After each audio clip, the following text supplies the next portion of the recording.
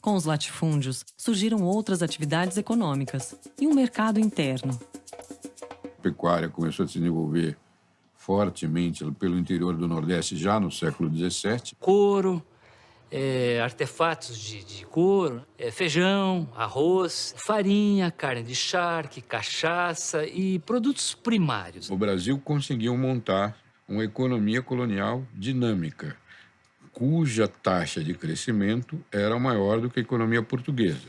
A moeda oficial era a de Portugal, o real, contado em 1.000 réis, cruzado, pataca, tostão, vintém. R$1 não valia meia pataca, nem um tostão. Mas nenhuma moeda era muito usada por aqui.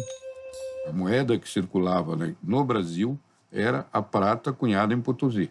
Você tinha no século XVII o Mosteiro de São Bento, no Rio de Janeiro, tem uma Capela dos Prateiros, e era um dos lugares onde se guardava prata. A Santa Casa de Salvador, que é o equivalente, vamos dizer, ao banco da época, que financiava a produção de açúcar, emprestava dinheiro, recebia dinheiro, basicamente essa era a instituição financeira da época. As pessoas não tinham moeda para fazer trocas. Pessoas, quando recebiam a moeda, um ouro e tal, eles guardavam e preferiam usar o escambo, a troca. Trocas físicas, escambo mesmo, trocavam carne de charca por açúcar. Na ausência de moeda de papel, as liquidações são todas feitas de palavra e a palavra é cumprida. O fiado é a mais ubíqua, a mais extensa instituição econômica criada no Brasil. Essa é a base real sobre a qual se constrói capitalismo no Brasil. Dinheiro mal passava pelas mãos do povo. Sem moeda não havia imposto, a não ser sobre o ouro encontrado. Para poder circular, ele devia passar pela casa de fundição. Só depois de cobrado 1/5, a barra recebia o selo real. Foi assim que surgiu a expressão quinto dos infernos. O quinto era a forma mais prática de você cobrar imposto. E esse imposto, em 1580, mudou de mãos. A Espanha dominou Portugal, criando a União Ibérica. O maior interesse espanhol no Brasil eram os engenhos. Existiam 300 deles em Pernambuco e na Bahia, além de alguns nas capitanias do Rio de Janeiro e São Vicente. Sob o domínio espanhol, o ciclo da cana chegou ao seu ápice. Em 1600, Inglaterra e França começaram a fundar suas colônias na América do Norte. Mas a colonização lá foi muito diferente daqui. Nosso atraso em relação aos Estados Unidos é um atraso derivado da colonização. Nos Estados Unidos, se fez o que se chamou de colônia de povoamento. Que replicou a sociedade, a cultura da Inglaterra, que era o país mais avançado que havia naquela época.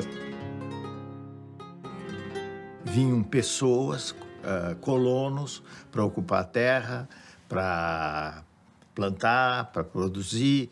Que eram empreendedores que se independentizaram da coroa. Enquanto que os colonizadores espanhóis e portugueses nem 5% traziam suas esposas. Porque não tinha nenhuma intenção de aqui ficar.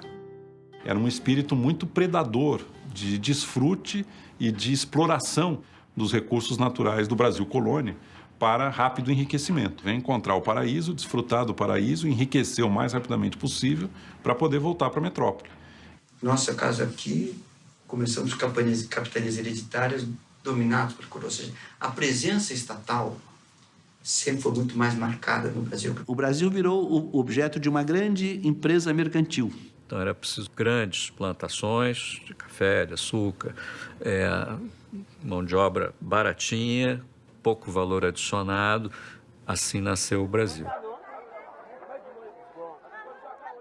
Portanto, é um país que nasceu pobre nesse aspecto, diferente dos Estados Unidos, Argentina, Austrália, para onde foram poucos imigrantes qualificados fazendo uma lavoura de alto valor adicionado. São países que nascem ricos.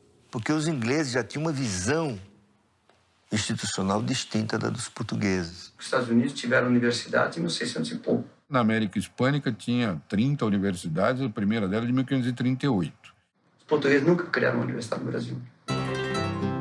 Mesmo tendo colônias, nenhum país superava a Espanha, que tinha uma vantagem imbatível: ouro.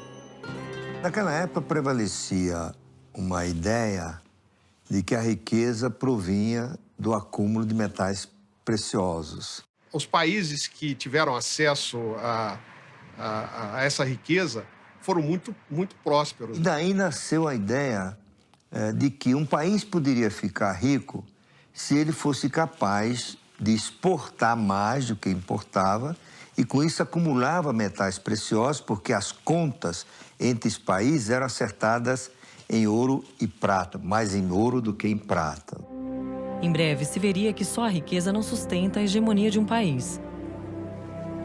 O que poderia valer mais do que o ouro? O que seria mais forte do que a invencível armada espanhola?